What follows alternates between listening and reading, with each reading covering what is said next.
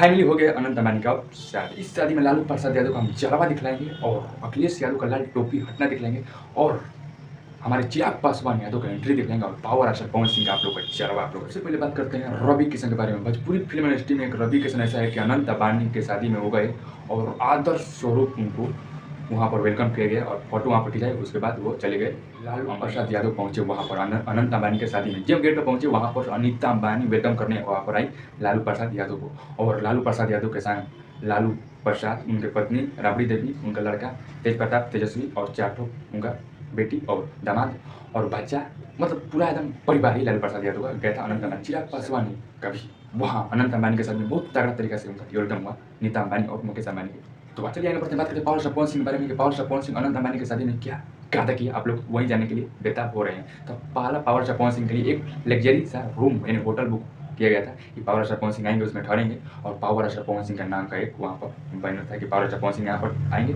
ठहरेंगे, फ्रेश होंगे और तैयार होंगे।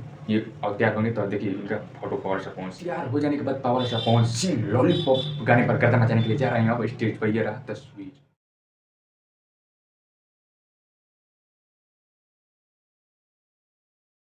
यहाँ पर देख रहे हो ना, पूरे अंबानी हाउस में पूरा लॉलीपॉप का